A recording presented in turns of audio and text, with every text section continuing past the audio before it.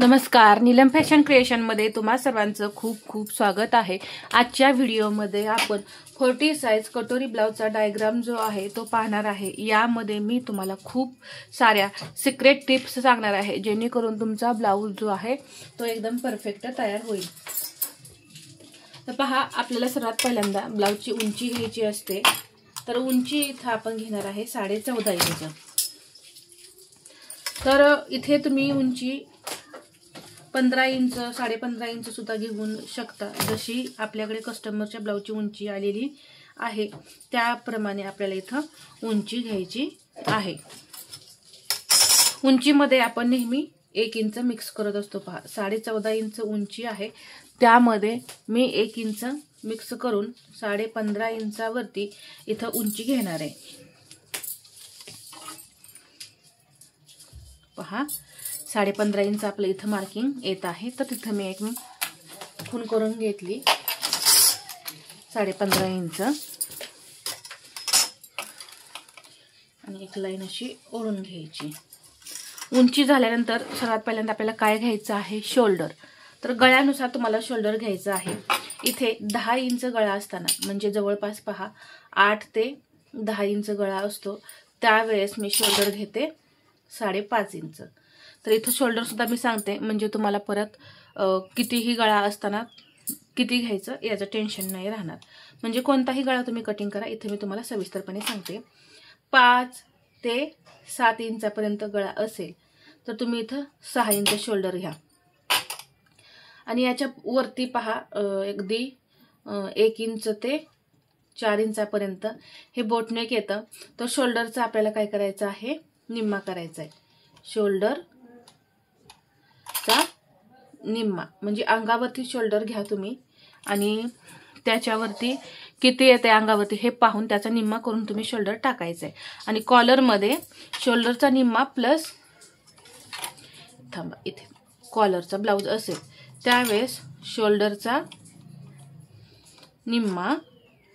मला कमेंट आलेली पहा की 5, 6, 7 इंच गळा असताना किंवा 2 इंच गळा असताना शोल्डर मुंडा किती घ्यायचा, तर ते मी तुम्हाला इथेच सांगते। शोल्डरचा निम्मा प्लस अर्धा इंच घ्यायचा जेव्हा कॉलरचा असेल। बोटनेक मध्ये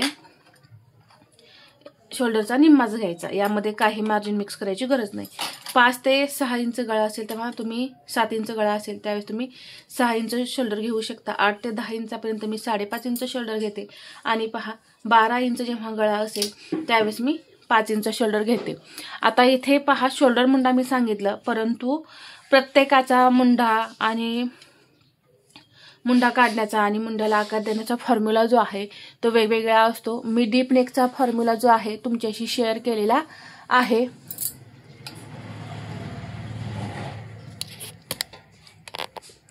तर इथे मी तुम्हाला सविस्तरपणे सांगितलं किती शोल्डर घ्यायचं असतं ते। तर तुम्ही जर कमी गळे कट करत असाल तर या पद्धतीने तुम्ही पहा शोल्डर घेऊ शकता। इथे मी 10 इंचाचा गळा घेणार आहे म्हणून मग मी 5.5 इंच शोल्डर घेते। आता तुम्हाला यामध्ये काही शंका राहणार नाहीत, यामध्ये तुम्ही नेहमी अंगावरती शोल्डर मोजून घ्यायचं। 5.5 इंच शोल्डर घेतलं, अजून एकदा मी असंच 5.5 इंचावरती मार्किंग करून घेते आणि मुंडा जो आहे तो 6 इंच घेते। आणि तुम्ही माझा हा मुंड्याला आकार देण्याचा व्हिडिओ जर पाहिला असेल किंवा हा मी मुंडा कमी जास्त कसा करायचा याचा जर तुम्ही व्हिडिओ पाहिला असेल तर तुम्हाला पटकन समजेल की प्रत्येक साईजमध्ये मी 6 इंच मुंडा घेते असं नाही। परत आपल्याला कमी जास्त करायचं असतं। पहा, मुंडा घेरानुसार आपल्याला तो मुंडा जो आहे, ही जी मुंड्याची उंची जी आहे ती कमी जास्त आपल्याला करावी लागते। एकच मुंडा उंची ठेवून चालत नाही सर्व साईजमध्ये।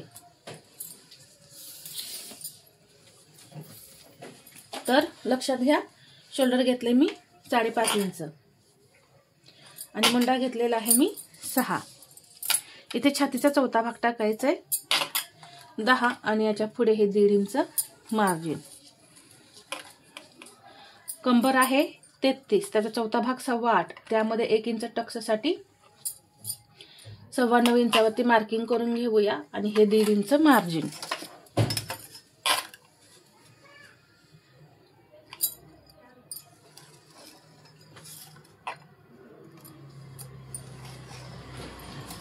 इथे या पद्धतीने पहा अशी लाईन ओढून घेतली। आता मुंड्याला आकार देण्यासाठी इथून 1.25 इंच घेतले। आता ही जी मुंडा खोली घेतली ते सुद्धा गळ्यानुसार बदलत असते की म्हणजे लहान गळा असेल तेव्हा किती घ्यायची, 10 इंचाचा गळा असेल तेव्हा किती घ्यायची आणि 12 इंचाचा गळा असतो तेव्हा किती घ्यायची, हे मी सर्व परफेक्ट मुंडा खोली या व्हिडिओमध्ये पहा मी सांगितलेलं आहे। तर तुम्ही व्हिडिओ पहा, मी सर्व जे प्रॉब्लेम आहेत ब्लाऊजविषयी सर्व सांगितलेले आहेत। तुम्ही व्हिडिओ पाहत नाही परत कमेंट करता। इथे मी 1.25 इंच घेतलेलं आहे। इथे सुद्धा मी 1.25 इंच घेणार आहे पहा हा पॉइंट आणि इथूनही 1/2 इंच घेतलं। जी मुंड्याची उंची आहे त्याचा असा सेंटर करून हे जे 1.25 इंच आहे तर पहा आकार देताना सुद्धा सरळ 1.25 इंच येऊन परत आकार द्यायचे। या पद्धतीने आकार दिले की एकदम परफेक्ट आकार येतात। मुंडा सुद्धा एकदम आपला असा गोल राऊंड मध्ये येतो। तर हा झाला पाठीमागचा मुंडा। 1.25 इंचावरती पुढचा मुंडा घ्यायचा आहे। इथं सेंटर आहे, इथून मी 1.25 इंच असं आतमध्ये आले आणि एक तिरकी लाईन ओढून घेतली। आता हा 1.25 इंचाचा पॉइंट इथे सेंटर आहे तर असाच समोर इथे सेंटर करून हा जो आकार दिलाय तसाच असं सरळ येत येत पहा हा जो आकार आहे आपल्याला द्यायचा आहे। हा झाला पुढचा आकार। पुढचा 1.25 इंचावरती दिला आणि पाठीमागचा दिलेला आहे मी 1.25 इंचावरती। याच पद्धतीने तुम्ही आकार जे आहेत ते द्यायचे आहेत। गळ्याची रुंदी घेऊ आपण इथं 2.25 इंच। फक्त मी 2.25 इंच गळ्याची रुंदी घेतली। यामुळे काय होतं शोल्डर जे आहे ते तुमचे पडत नाहीत। पुढचा गळा 6.5 इंचावरती मी मार्किंग करून घेतलं आणि इथून घेणार आहे 2.5 इंच। इथून घेतलं 2.5, एक लाईन ओढून घेतली पहा इथे 1.25 इंच शोल्डर डाऊन केलेला आहे आणि हे अशा प्रकारे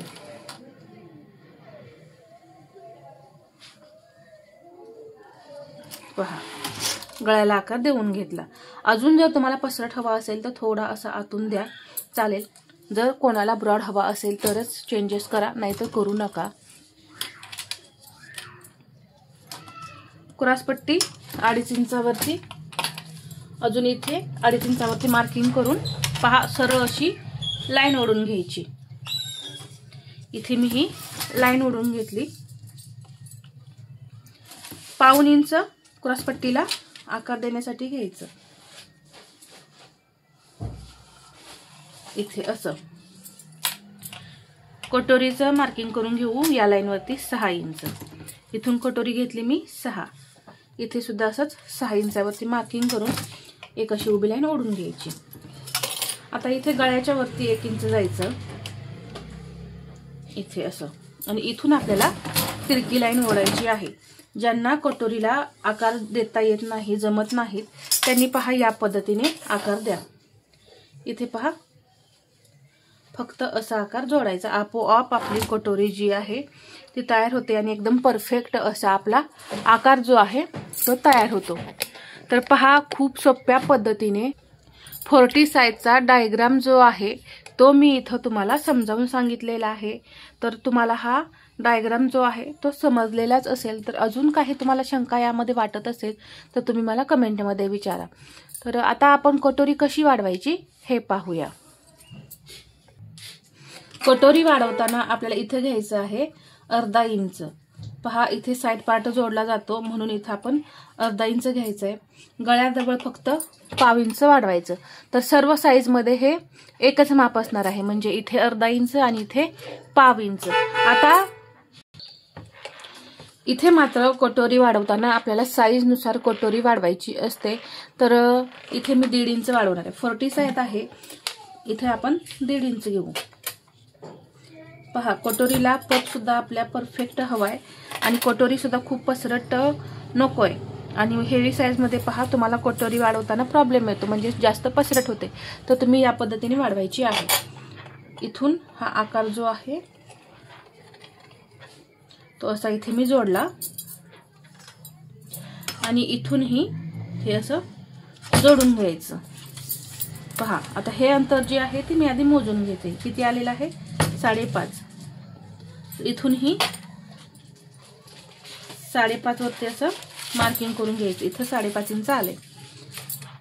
जे काही वाढवलेलं आहे आपण पहा याचा सेंटर करायचा. इथे असा सेंटर आला. इथून मात्र आता आपण 40 साईज आहे म्हणून 1.25 इंच घ्यायचं आहे. इथे पहा इथे 1.25 इंच घेतलं म्हणजे काय होईल, पफ सुद्धा एकदम छान असा क्रिएट होईल आणि आपली इकडून कटोरी सुद्धा अशी पसरट नाही होणार. इकडे 1.25 आणि इकडे 1.25 इंच जर तुम्ही घेतलं तर काय होईल, पसरट होईल. म्हणून इथे आपल्याला वाढवायचं आहे. इथे अर्धा इंच मी हा पॉइंट वरती घेतला आणि हे असं जोडून घेते पहा.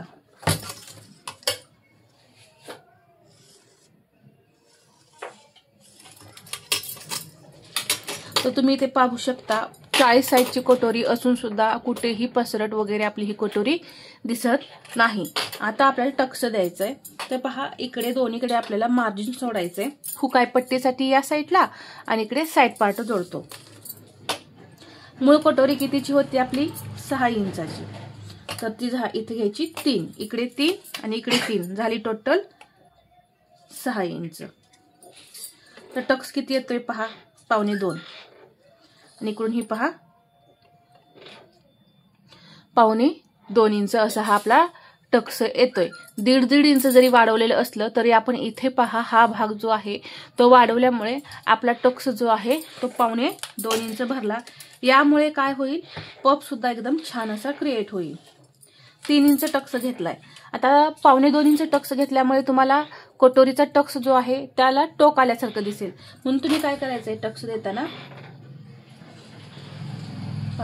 थोडा असा कर्व करत हा टक्स जो आहे तो द्यायचा आहे. म्हणजे तुमच्या कटोरीला टोक अजिबात येणार नाही. 40 साईजमध्ये मी तुम्हाला सर्व ज्या सिक्रेट टिप्स आहेत त्या तुमच्याशी मी शेअर केलेल्या आहेत. तर तुम्ही या पद्धतीने नक्की ट्राय करा आणि मला कमेंटमध्ये सांगा. आजचा हा व्हिडिओ तुम्हाला कसा वाटला हे मला कमेंटमध्ये सांगा. आणि व्हिडिओ आवडला असेल तर लाईक करा, शेअर करा आणि असेच नवनवीन व्हिडिओ पाहण्यासाठी आपल्या चॅनलला सबस्क्राईब करायला विसरू नका. धन्यवाद.